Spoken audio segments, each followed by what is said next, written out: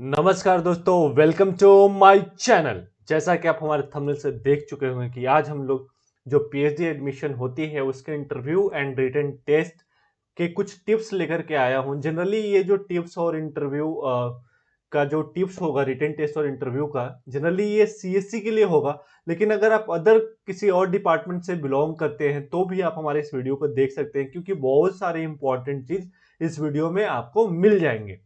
तो सबसे पहले इस वीडियो में हम लोग जनरली एक ओवरव्यू देखेंगे एंड फिर उसके बाद इंटरव्यू स्ट्रैटेजी देखेंगे, फिर रिटन टेस्ट का पैटर्न देखेंगे किस तरीके से होता है, एंड फिर रिसर्च प्रपोजल के टिप्स देखेंगे, एंड फिर इंपॉर्टेंट सीएससी टॉपिक्स देखेंगे कि कौन कौन सा टॉपिक्स जो है हमारे रिटन टेस्ट और इंटरव्यू में पूछे जाते हैं। तो जो अब बिना किसी देर के हम लोग अब स्टार्ट करते हैं अपने इस वीडियो को। तो सबसे पहला सिलेक्शन प्रोसेस जो होता है लाइक कि शॉर्ट लिस्टिंग का, कि बहुत सारे इंस्टीट्यूट का अपना अपना एलिजिबिलिटी क्राइटेरिया होता है। तो शॉर्ट लिस्टिंग सबसे पहले वो गेट या नेट जेआरएफ या सिर्फ नेट के बेस पे या गेट के बेस पे वो जो है कि सिलेक्शन करते हैं। एंड आपके पास जो मिनिमम क्वालिफिकेशन होना चाहिए लाइक कि मास्टर्स या बीटेक, बहुत सारे इंस्टीट्यूट में भी एलिजिबल मानते हैं तो होना चाहिए। एंड सीजीपीए जो कि आपका एक क्राइटेरिया होता है, बहुत सारे में 6.5 सीजीपीए सीपीआई होता है, एंड बहुत सारे इंस्टीट्यूट में 7 के आसपास भी होता है। एंड उसके बाद वो आप रिसर्च एक्सपीरियंस भी होना चाहिए, तो अगर है तो वेल एंड गुड, नहीं भी है तो कोई बात नहीं। बहुत सारे इंस्टीट्यूट में बिना रिसर्च एक्सपीरियंस के भी लेते हैं, तो उसमें घबराने की कोई बात नहीं है। आपके पास एक एसओपी अच्छा होना चाहिए, क्योंकि बहुत सारे इंस्टीट्यूट में एसओपी भी रिक्वायरमेंट होती है। एंड दूसरा बात क्या है कि स्टेजेज, लाइक कि स्टेज कौन कौन सा स्टेज होता है। तो सबसे पहला होता है कि आपका रिटन टेस्ट होता है, फिर इंटरव्यू होता है, फिर फाइनल मेरिट लिस्ट होता है। जब आपका शॉर्ट लिस्ट कर लिया जाता है कि हाँ ठीक है, अब आप रिटन टेस्ट और इंटरव्यू के लिए शॉर्ट लिस्ट किए जा चुके हैं, तो वो शॉर्ट लिस्टिंग के बाद का जो प्रोसेस है कि आपका रिटन टेस्ट ले लिया जाएगा और इंटरव्यू ले लिया जाएगा, उसके बाद फिर फाइनल मेरिट लिस्ट बनती है। ठीक है। एंड उसके बाद जब हम देख लेते हैं रिटन टेस्ट ओवरव्यू, तो सबसे पहले ऑब्जेक्टिव होता है। सब्जेक्टिव कहीं कहीं पे किसी किसी इंस्टीट्यूट में हो सकता है, जनरली नहीं होता है, ज्यादातर ऑब्जेक्टिव ही होता है। लेकिन किसी किसी इंस्टीट्यूट में सब्जेक्टिव हो भी जाता है कि लाइक कि आपको कुछ 2-4 लाइन का यानी कि शॉर्ट आंसर टाइप का भी पूछ लेते हैं, तो आपको उसके लिए भी थोड़ा सा प्रिपेयर होना पड़ेगा। एंड रिटन टेस्ट में जनरली कोर सीएससी सब्जेक्ट्स पूछे जाते हैं, लाइक कि जो आप गेट के लिए प्रिपेयर करते हो या नेट के लिए प्रिपेयर करते हो, तो वही सब्जेक्ट्स लाइक कि ऑपरेटिंग सिस्टम, डीएसए, टीओसी, फिर डिस्क्रीट मैथमेटिक्स। एंड यहाँ पे मैथमेटिक्स का ना बहुत बड़ा रोल है, लाइक कि आपके पास अच्छी मैथमेटिक्स, जो इंजीनियरिंग मैथमेटिक्स है उस पर अच्छा कमांड होना चाहिए, लाइक कि लीनियर अलजेब्रा, फिर कैलकुलस, इन सारे मैथमेटिक्स पे आपका एक अच्छा कमांड होना चाहिए।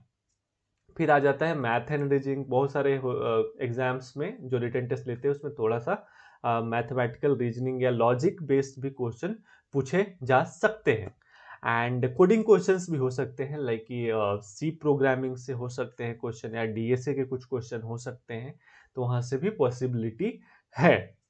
अब उसके बाद अपन नेक्स्ट देखते हैं, तो कुछ अगर इंपॉर्टेंट टॉपिक्स अगर सीएससी सब्जेक्ट का देख लूँ, जहाँ से ज़्यादातर क्वेश्चन हमारे रिटन टेस्ट में आते हैं, वो आते हैं। सबसे पहला है डीएसए, एंड उसके बाद है ऑपरेटिंग सिस्टम, एंड उसके बाद है कंप्यूटर नेटवर्क, फिर है डीबीएमएस, फिर है थ्योरी ऑफ कंप्यूटेशन यानी टीओसी, फिर है डिस्क्रीट मैथमेटिक्स, फिर है प्रोग्रामिंग।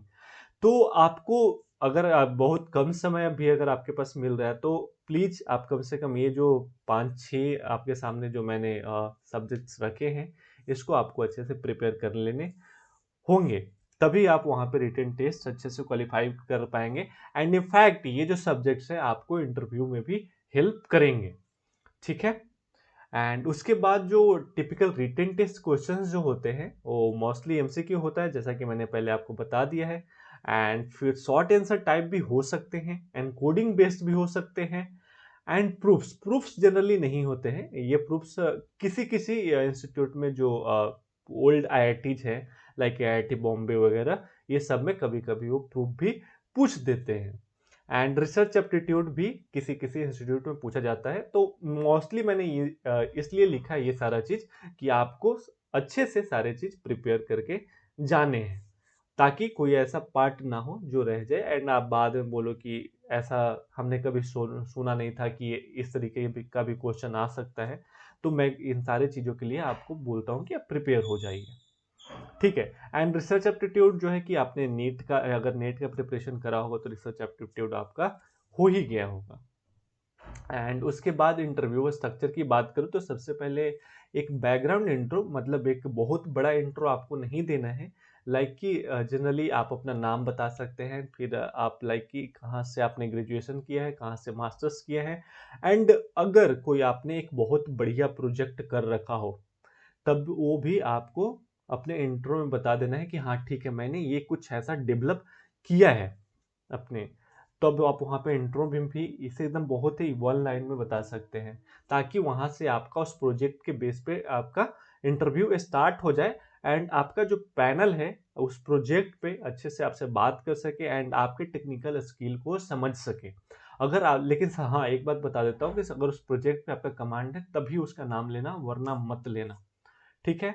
एंड उसके बाद अगर देखो तो रिसर्च डिस्कशन, अगर आपने कोई टॉपिक पे अगर रिसर्च करा हो, लाइक कि अगर मास्टर्स डिग्री में, तब आपको जो थीसिस होगा वो भी आपका वहाँ पे देखा जा सकता है।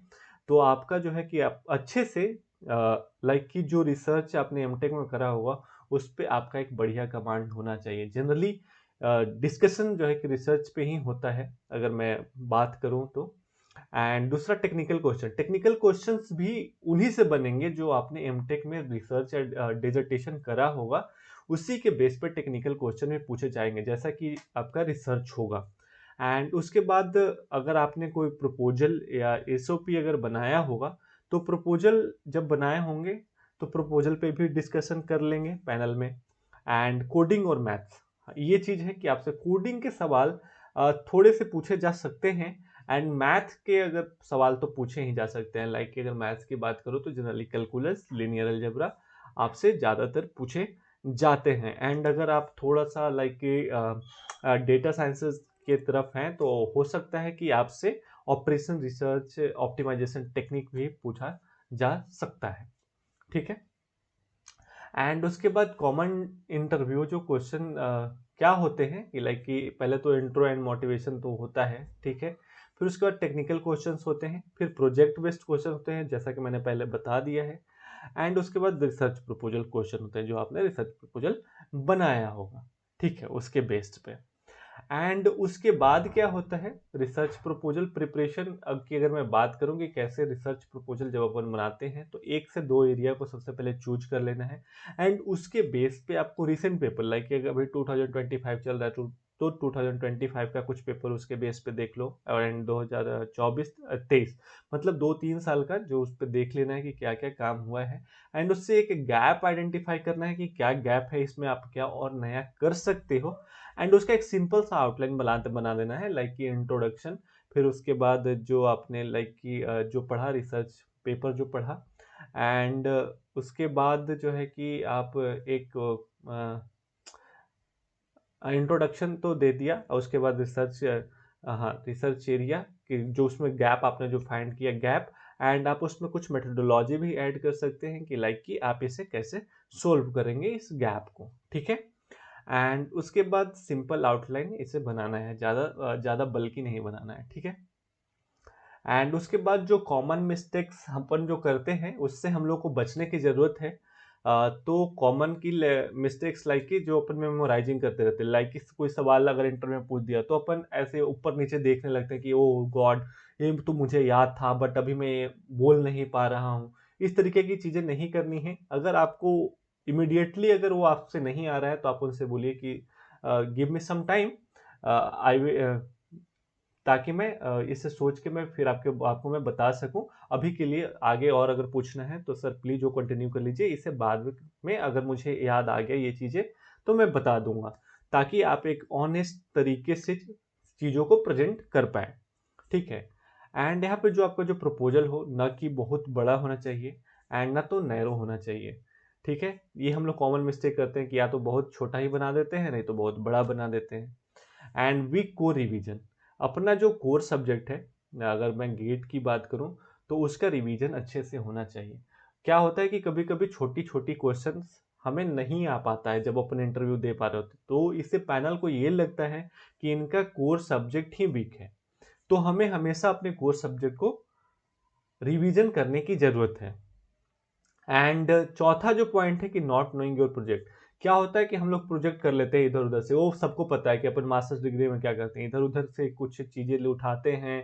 अभी का टाइम में तो चैट जीपीटी वगैरह जितने एआई का यूज करके अपन प्रोजेक्ट बना देते हैं, लेकिन उसमें आता जाता हमें कुछ नहीं है। लेकिन ये मिस्टेक हमें नहीं करना है जब अपन इंटरव्यू के लिए जा रहे हैं एंड उस प्रोजेक्ट का नाम ले रहे हैं। तो जब प्रोजेक्ट का नाम ले रहे हैं तो उसमें हमें एवरीथिंग अच्छे से डेप्थ नॉलेज में लेना पड़ेगा उस प्रोजेक्ट का, कि इसे हमने कैसे बनाया है। उसमें से बहुत सारे टेक्निकल क्वेश्चंस बन सकते हैं, ठीक है। एंड उसके बाद अपन प्रो टिप्स की अगर मैं बात करूं तो सबसे पहला है कि आपको तो स्पीक क्लियरली, लाइक कि आप जो भी बोल रहे हो वो एकदम क्लियरली हो। उसमें कोई भी लाइक कि घुमा घुमा के लंबी चौड़ी बातें नहीं करनी है, आपको हमेशा स्ट्रेट फॉरवर्ड बातें करनी है, ताकि सामने वाले पैनल को लगे कि इसे आता है एंड सीधा सीधा जवाब दे रहा है। ये कि अपन घुमाते कब है, किसी क्वेश्चन का आंसर देने में घुमाते कब है, जब हम लोग को क्लियरली उसका आंसर पता नहीं होता है। लेकिन जब पता नहीं हो तो आप क्लियरली आप उनसे बोल दो कि ये मुझे नहीं आता है, एंड उसे ज़्यादा घुमाने की ज़रूरत नहीं है। यानी कि स्टे ऑनेस्ट, हमेशा ऑनेस्ट रहो। जो भी पूछे वो सच्चाई के साथ बताओ। कि लाइक कि कभी कभी क्या होता है कि किसी किसी का कोई गैप होता है, तो गैप में बहुत सारे रीजन बता देते हैं, तो जो एक्चुअल रीजन है आप उन्हें बता दो। एंड मतलब कि कोई भी सवाल पूछे उसमें कोई भी डिसऑनेस्टी नहीं होनी चाहिए, हमेशा ऑनेस्ट तरीके से होना चाहिए, ठीक है। एंड जो कि मैंने एक और पीछे जो बताया था कि रिवाइज कोर्स सब्जेक्ट्स, जो आपको कोर्स सब्जेक्ट है उसको अपन हमेशा रिवीजन में रखो, ताकि उसी से जो है कि अगर इंटरव्यू भी लिया जाएगा तो आपसे दो सब्जेक्ट जनरली पूछते हैं कि आपका सबसे बेस्ट दो सब्जेक्ट कौन है जिससे मैं सवाल कर सकूं, जो सीएससी का जो कोर्स सब्जेक्ट है वहां से। तो आपको कोर्स सब्जेक्ट को हमेशा से रिवाइज करना पड़ेगा। एंड चौथा चीज क्या है कि बी कॉन्फिडेंट, हमेशा कॉन्फिडेंट रहो, वहां पे जाके डरा डरा फील मत करो एंड नर्वसनेस मत लाओ। जो भी पूछे आंख में आंख डाल के बात करो। जितने भी पैनल में लोग हैं, लाइक कि 4-5 है जितने भी है, सभी से आई कांटेक्ट करो, सभी से बात करने की कोशिश करो। And prepare a cheat sheet. Cheat sheet का मतलब ये है कि एक चीट शीट आप प्रिपेयर कर लो, कि जिस पे छोटा छोटा चीज जो आप हमेशा भूल जाते हो वो हमेशा आप अपने पास रखो, एंड उसे देखते रहो कि ओके ये सारी चीजें हैं जो उसमें भूल जाते हो, ठीक है। तो आज का वीडियो हम लोग यहीं तक समाप्त करते हैं। एंड यहाँ पे आज हम लोगों ने जो PhD interview and written test से रिलेटेड जो कॉमन चीज़ें थी वो मैंने यहाँ पे डिस्कस किया है एंड आपको बताने की कोशिश की है। एंड अभी थोड़ा मुझे कम टाइम मिला था डैट बिकॉज मैंने बहुत ही छोटा सा सिंपल सा एक पीपीटी बना करके आपको मैंने यहाँ पे बताया है। एंड थोड़ा ये चीज़ मुझे बहुत पहले बतानी चाहिए थी, लेकिन आज मैं बता रहा हूँ क्योंकि पहले थोड़ा कम समय मिलता रहा था, इसलिए उसके लिए सॉरी। बट एनीवे, जैसा कि मैंने इस वीडियो में आपसे डिस्कस किया, अगर आप ऐसा करते हैं तो आपको कहीं ना कहीं तो पीएचडी एडमिशन एक अच्छे जगह पे मिल जाएगा। तो आज का वीडियो अपन यहाँ पे समाप्त करते हैं। आप हमसे जुड़े रहिए। Prepare will, hustle hard, achieve more. Thank you so much.